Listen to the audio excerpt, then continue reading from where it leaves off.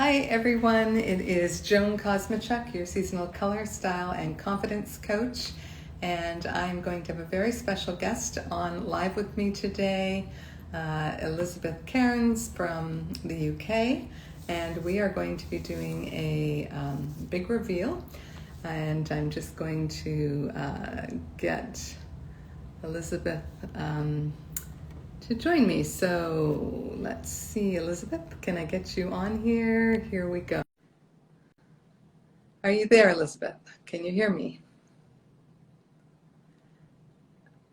So there you are. Hello. Hi. Welcome. Nice to All the see way you. from, I hear it's nice and warm over there today, as well as it is here. So Yeah. we're going to have a very shiny Yes, slightly shiny, slightly Shiny sweaty. live, and we're Yeah. glowing, so that's good. And we've already got some folks joining us. There's Denise. Hi, Denise.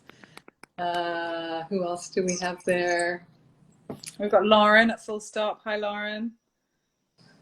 Great. So this has been long awaited. If you followed our previous video, Elizabeth grilled me about having a seasonal color analysis done and why she might want to do that. And ultimately, in the end, you decided to go ahead with it, right? Did. I threw myself in. Yeah. Do you want to just maybe share a little bit review for those who maybe missed the last live video we did, as to kind of what has made you come to the point where you're saying, yeah, I think that this is something I need to do and know. Yeah, sure. I mean, it's always been really intriguing speaking to you about your work and your process and the amount of sort of depth and subtlety you get into the analysis. And that something that has a really deep and rich foundation always really intrigues me. And I've had my colours done a few times before and had different results and with different methods. So I've never had the Cahill method before, which for me feels a lot more comprehensive, I think, than some of the other systems that maybe I've only just looked at superficially. And I was interested in, you know, this sort of angle that you were talking about around it really being our sort of connection to the universe, like where we find our real live link, if you like, to our natural energy, and how, you know, we could, the sort of the vibration of the colors can have an impact in lots of different contexts. Because I hadn't, you know, I do think about, am I dressing for work or am I, you know, dressing to have an impact? But it's also about how my energy shows up within the colors was a really interesting facet to this that I thought actually I could make a lot more of that. And also I play it very safe with my wardrobe and always have done, and I've always been very monochrome, very classic, although I am wearing a little pattern today. And I've never really known, you know, I've never really owned a style or never really, you know, it's not that I'm not confident with it, but it's not always been particularly conscious. You know, it's just instinctive, or it's just what's easy, or it's just, you know, what's easy to wear. So I thought having that slightly more conscious choice, being able to be more deliberate about it, and knowing what actually really suits my energy and my skin tone, and, you know, all of that, and having seen what you've done with so many of your other clients, you know, I trust your eye implicitly and just being able to nail it. So I'm quite excited and quite nervous that I haven't looked yet at my little package that arrived. So it's very exciting. Right, you've been very good. You haven't done any sneak peeks, so why don't you show us what came in the mail to you Yes. that you've been holding off for today. Giant So package. yes, It's so got because Elizabeth and I live so far away, we have had to do this process virtually, and that is a little bit different than if you're live here in the studio and I'm just able to, you know, sit there and work with you one-on-one. But what was that process like for you working with me virtually? Obviously, you were sent some questionnaires, requested some photos, and how was it on your end doing this virtually? Because you've had it done in person before, so not with this method, but you have had it done in person before. So yeah, how was it different? Well, you know what? It felt like a bit like taking a test at first. I was a little bit daunted because I thought, how accurate do I need to be? And some of the questions I really didn't know the answers to. It's like, what colour do you go when you blush? It's like, well, I don't know. I don't really look at myself when I'm blushing, you know, things like that. And having to ask people and then thinking, well, is it pink or is it orange or is it, you know, do I go red? You know, it's sort of those things are a bit, oh, do I, you know, do I get this right? Do I get this wrong?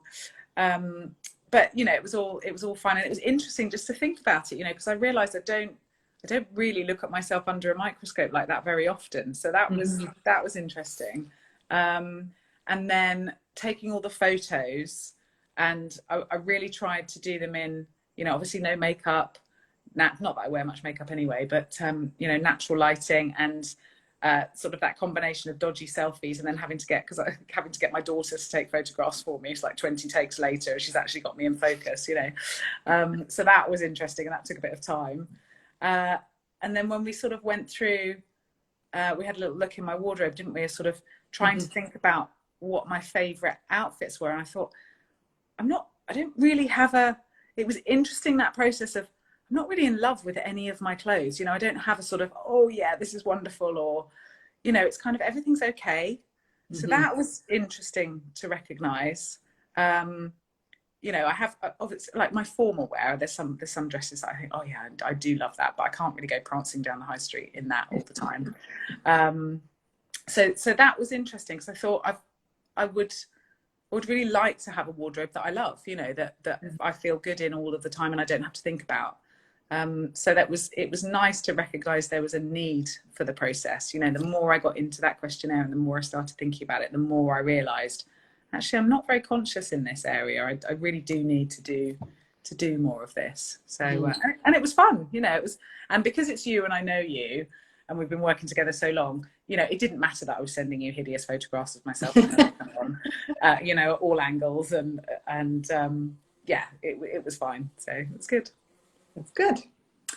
Well, why don't we open up the package reveal and see, just before you do, share the seasons that you have been for and how you have felt about those colors. Yes. So the very first one, I just realised I've got a bumblebee trying to get out the window. The very first one I had was before I got married, I think. Or was it? Yes, it was. And I was typed spring. Not in the Kegel method, I can't remember. It was maybe Colour Me Beautiful or one of those other systems. And I was typed a really light spring. And so I bought my wedding dress on that basis and bought a very pale green wedding dress. And I kind of resonated with it from a personality point of view, because obviously I was a lot younger then. And I was looking at it from a spring personality of being quite outgoing and quite fast moving and quite quick thinking. But there were a few elements of spring that I didn't resonate with. And I couldn't quite, in my head, I sort of had spring as being very pastels and very kind of a little bit insipid. And I wasn't really sure how to wear it. So I kind of avoided following through on that. And then I got typed as an autumn, which instinctively resonated with me because maybe of my dark hair, my dark eyes, because I love firelight. You know, I love that autumn is my favourite season, I think, and then spring. But again, and I found those colours easier to wear, probably because they were easier to find, the ones that I was sort of instinctively drawn to. But I also found that there was something maybe, or has been something maybe a little bit missing in that, because I haven't found a way to capture the dynamism, you know, the sort of energy of that without wearing loads of orange. And orange is, I mean, I do wear orange, but it's not my favourite colour, which I realised as I was doing the questionnaire. It's like, why don't I wear so much orange? I really don't like it. So yeah, so I've sort of felt like I'm halfway between those two camps and not really knowing, you know, for sure what. And it's more the sort of, you know, the character of the season in the colours. And I don't think, because I've come across colour psychology in so many different facets, I'm quite confused, I think, as to how it applies to me in clothing. So obviously I work a lot with colour psychology and branding with Fiona, and I'm really entrenched in that. And that's a very sort of different system, I think, and a different way of looking at it. And then the Colour Me Beautiful and the sort of Angela Wright's colour psychology piece, the personalities I think are typed slightly differently, and there are certain rules. So I'm sort of having to unlearn and do things with a bit of a beginner's mind, really. Right. Yes, and I think that's a really important thing. I mean, in every system there are stereotypes around what is a spring, what is a summer, what is an autumn, what is winter. And if you don't fit very neatly into one of those stereotypes, then it causes a lot of confusion. Yeah. And the reality is that, very few of us fit that stereotype. Very few of us fit that box because we're all so different. So, all right. Well, why don't we, with that as our background, Okay. we'll open the package. The package. I'm doing this one-handed because I'm holding my phone. So let me. Right. Okay. What have I got in here? So the first thing I've pulled out is this, which I think is the colour fan. We'll get to that. Yes. It's like Christmas. Okay. So I've got colour palette notes. Okay, it's in there. So, oh my goodness. So that's quite a few pages, 6 or 7 pages worth of notes on the palette. Oh, so that's my me and nature collage, isn't it? Yes, that is you in nature. Oh, I like that. So you put me as a wildflower spring. Ah. Whoa, okay, hang on, I won't dig into that yet. What else have we got in here? Ah, yes, this is the, let me get it out. These are the colours. Right, hang on. Ooh. Right, can you see this, folks? So this is a big palette board of all my colours. If I turn it around, actually, maybe you can get, oh, there's my washing. Lovely. You might be able to see it better in the light. Okay, so what have we got here? We've got black. Oh, wow, my neutrals. Blacks and browns. Oh, lots of the greens that I do wear. Oh, lots of red. Red and peach. Oh, some purple. Blues. Yeah, I wear a lot of blues. Oh, I'm liking the prints and patterns.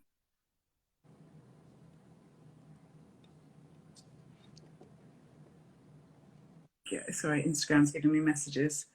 Metals, woods and hard surfaces. Pastel options. Wow. Now you'll notice you actually don't have very many pastels or no pastels on your palette because those weak, soft colors really do nothing for you.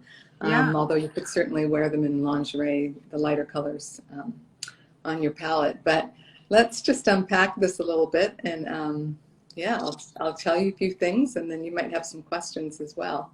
Yeah, great. First impressions? Surprised. Yeah, especially around the neutrals being so dark, which is actually reassuring because I was always told I could never wear black, and I like black. So that's really nice. And interesting that my dramatic colours are shades of green and blue that I don't often wear, which is interesting. The greens maybe a little bit, but I tend to wear, I think I showed you, didn't I? My wardrobe is full of teal green, and I don't think there's any teal on here at all. So most of my wardrobe's got to go.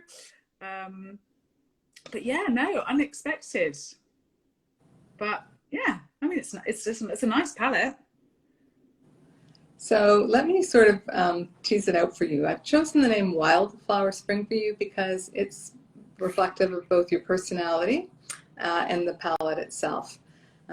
Your palette is reminiscent of an early spring wood when the ferns are unfurling and the early spring flowers are emerging. It's not the, bright, blousy, daffodil spring or it's a quieter version of spring. It has more of an earthiness to it. And I think that's why that combination of I'm kind of part autumn and I feel part spring is because you are a very earthy spring. Right. So you still have that buoyant spring energy, which comes through. You're very sociable, you're very warm, and people are, I think, easily attracted to you. You have that element of the spring personality. You're a lot of fun. You have a lightness to you, but you also have this depth. And so that really needed to be reflected in your color palette. So we've got the blacks and the brown earth tones with, the varying shades of green. And then you've got the violet and the cornflower and the creams and the golds. And it's like all those early spring flowers just coming up in the woods kind of thing. So that's where I saw you in nature. I chose this beautiful peacock butterfly. It's called Miss Apple Iris because it really reflects not only the shapes in your face and your colors, some of the colors in your palette, but it also has this openness to it, but there's a containment to the openness. Nice. And there's some depth there. Look at the multi-levels of the petals, and there's some depth. And it took me a long time to find your flower. It took a really long time. Oh, I love it. And when I finally landed on it, it was like, oh, finally, magic, it's here. Of course, you will relate to other flowers in nature as well, but this one just really felt like the one that resonated most with you. Mm-hmm.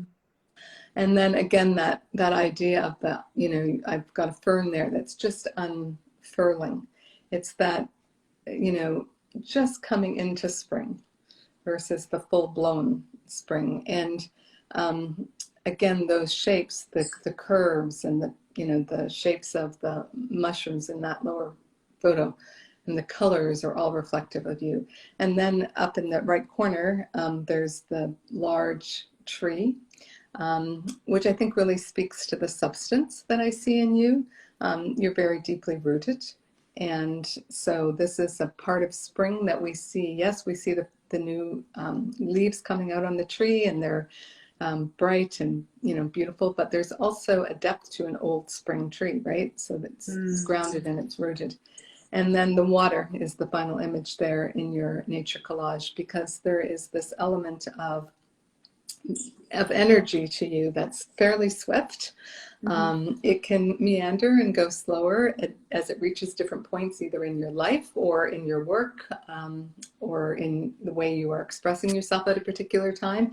But always behind it, there's this level of energy. And so even if it's down to a trickle one day, we know that further up the stream, there is going to be that, continual flow of spring energy coming through you. So that was, kind of where I saw you in nature.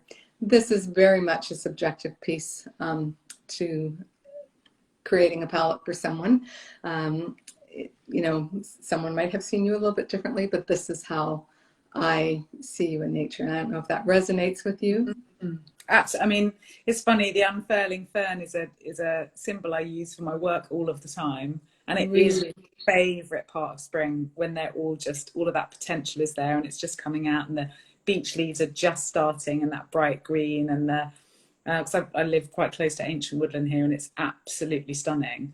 And, rivers and woodlands and woodland mountains are it's my favourite landscape. So yeah, it really does resonate. And I love that flower. Absolutely love it. Yeah.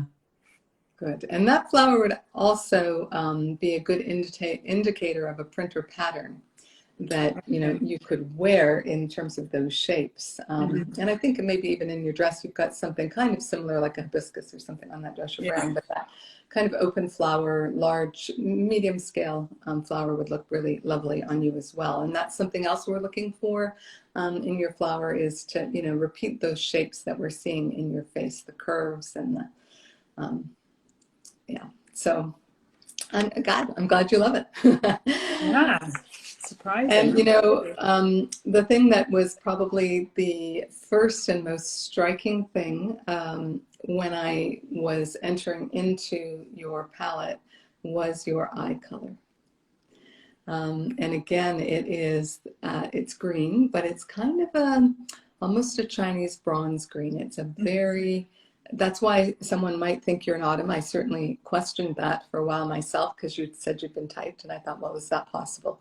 I wasn't seeing it all the way through, but I could see elements of it. And I think the eye color is one of those things that could be a little bit confusing to someone who would say, well, there, that looks like an autumn eye. Because it relates to some of those beautiful olive greens that we think of often with autumns. But the difference is the quality of color to your green. So there is almost a neutral quality to your colors. They're not cool. They are on the warm side, but they're so on the edge that we might not always be able to tell if it's a warm or a cool color. We call that a neutral temperature. And so when I started looking at your eyes, it was just like, oh my gosh, I could, just see into your heart. And I could have filled up your entire board. In fact, I did initially fill up your entire board with greens. It's my favorite color. because you just wear them so well. But then we had to narrow it down to what are the very best greens.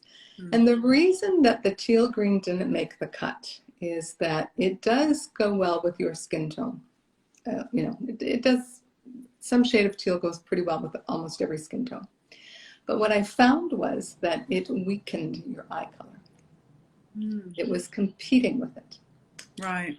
And there may be, a teal you have in your closet that actually doesn't, that works well. But within the teals that I had to choose from in my color lab, it felt like it was competing with this just gorgeous, gorgeous green eye.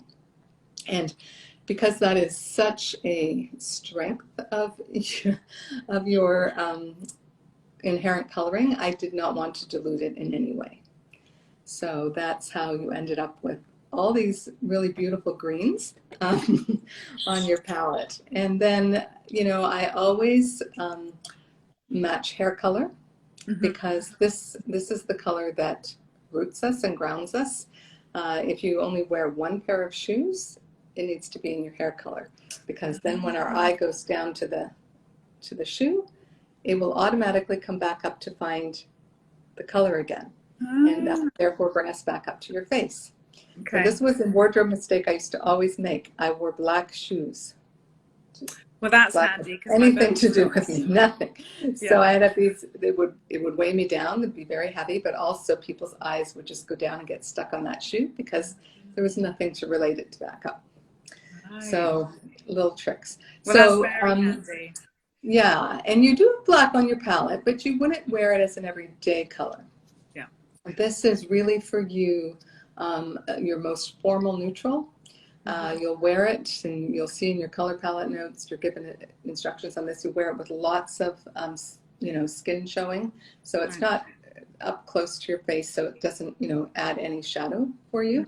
And you choose some really lively, fun fabric, whether that's sheer or shimmer or, something with a little bit of a fun, print in it. You're going to look for your blacks, velvets, in very formal ways, or you might wear it for, sportswear in terms of like leggings for the gym, paired with something brighter on top. So that's how you're going to wear your black. It's not your everyday neutral will be your brown, your hair color. Okay. That's the one that will really ground and root you. Okay. So does that make sense now? Yeah, it does. It does. Yes. And it's interesting that the dramatic colors I see, it's not quite a navy, it's more of like a royal blue. And the greens, it's funny because they don't feel dramatic to me, but they're dramatic because they bring out the eye color. How does that work? Yes. So they bring out the eye color. So what we talk about is actually what a color does to you vibrationally. Right. So a neutral is just that. It doesn't do much for your vibration. It doesn't raise it. Maybe sometimes mellows it out a bit, but it just is pretty neutral. A dramatic or a high shade, as we call it, it actually increases your vibration. Right. So when I hold that color up to you, I watch your energy rise.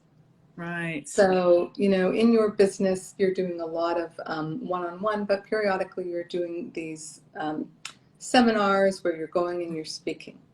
You want to be seen. Mm.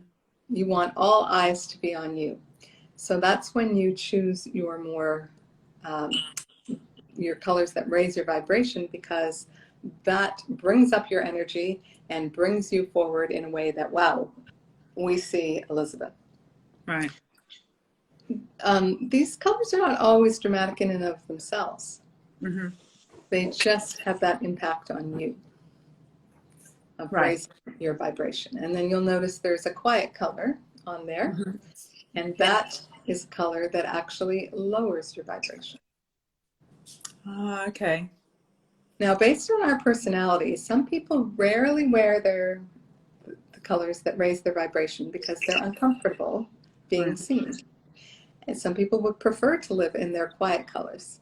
But you need all of the colors in your palette to really adequately, clothe you for every situation and to meet your intention. So sometimes it's getting comfortable with those colors that, bring out a side of you that you have not allowed yourself to, Yeah.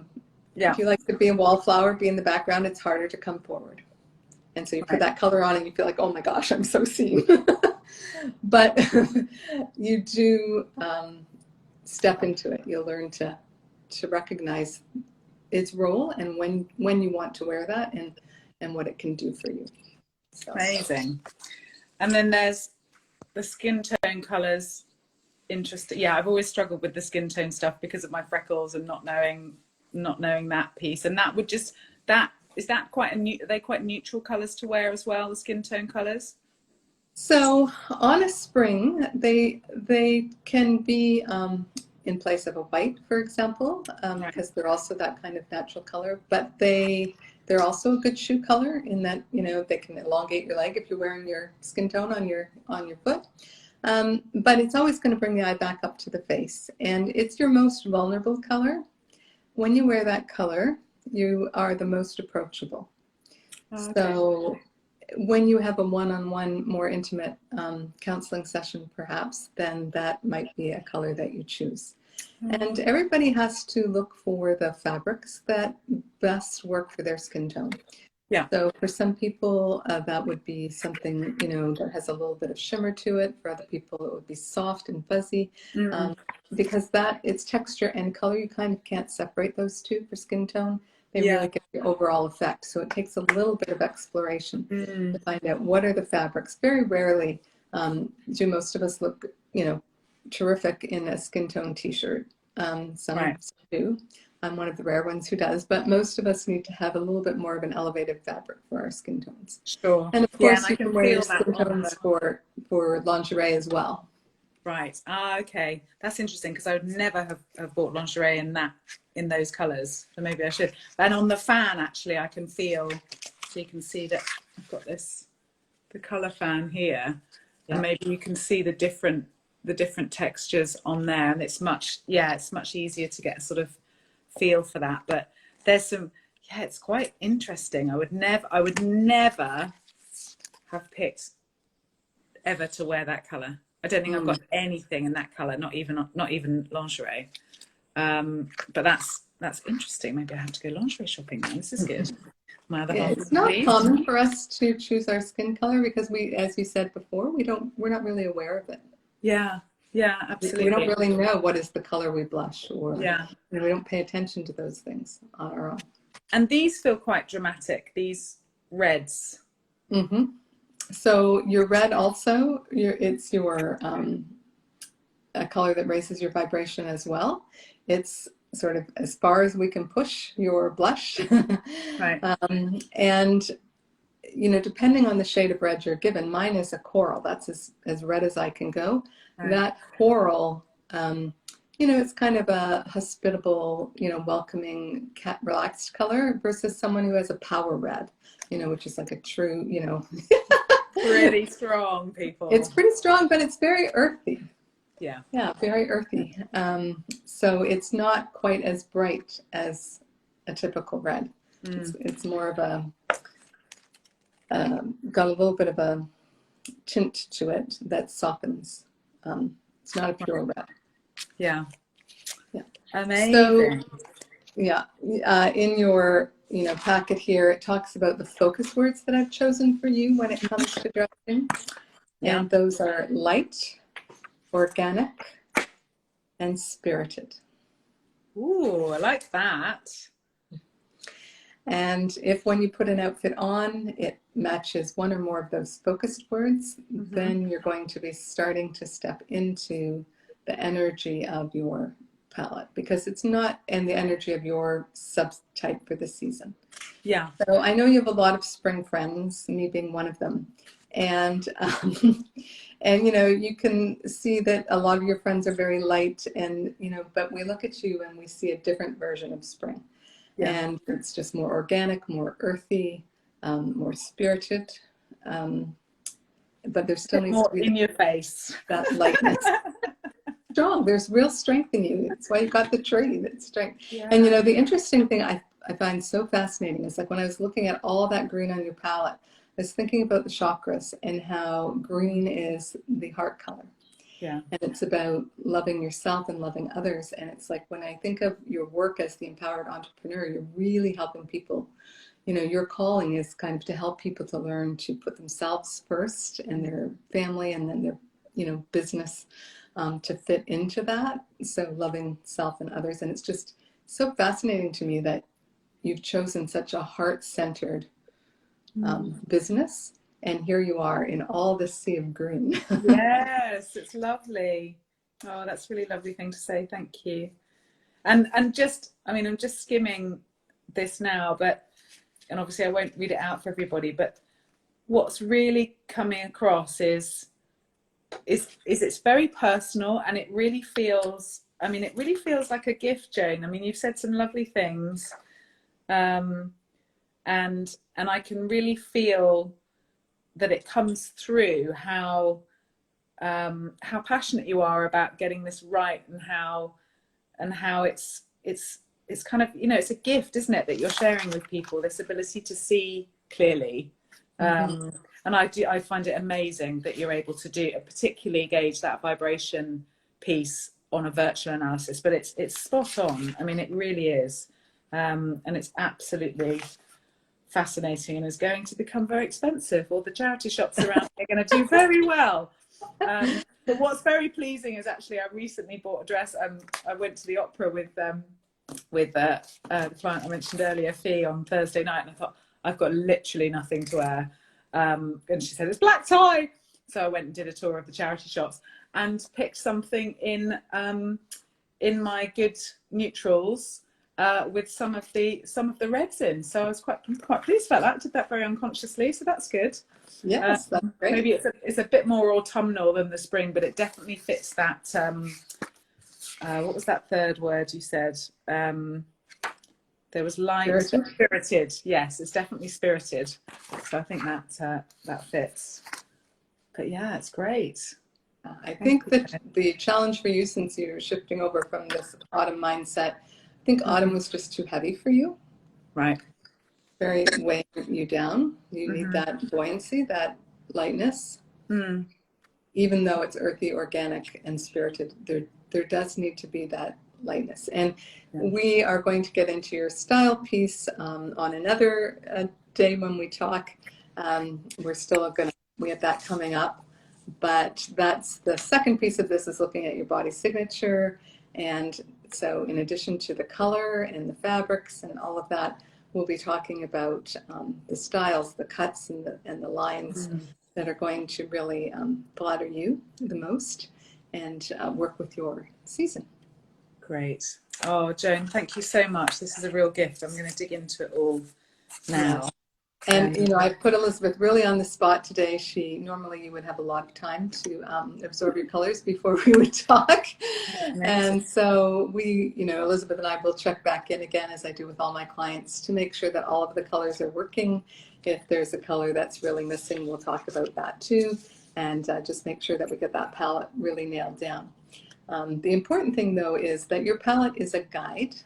It is not a set of rules. It's a compass. And so as long as you're getting the color quality right and the color value right, then any other color that sort of fits within that, that looks good on you, is yet another color you can wear, because obviously we're all going to be limited by how many colors we have in our lab. I have 20,000 some, and I still will say to myself, oh gee, I wish I had something with a bit more this or a bit more that, you know. So that's just a reality.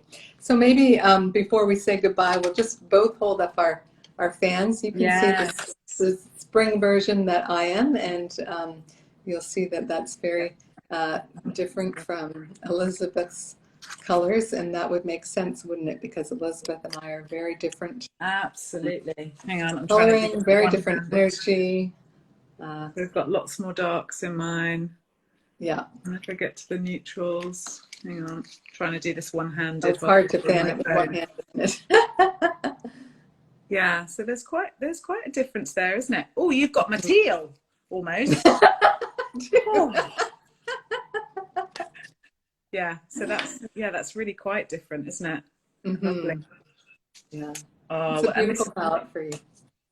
Yeah, it is really beautiful. I should be taking this shopping. It's so good to have the actual fabrics on there as a, you know, rather than just a color swatch sample, which I've sort of had before, a painted sample. Right. I think it makes a big difference having that lab to draw from. Yeah, it's going to be really useful, and the textures. So, oh, thank you, Joan. This is a real gift. It's lovely. You're welcome. And thank you for being willing to share your experience with all of our followers. Let it all hang out. That's right. True spring. Fabulous. Okay. Thank you so much. Thanks, folks. And thanks everyone for joining us. Bye.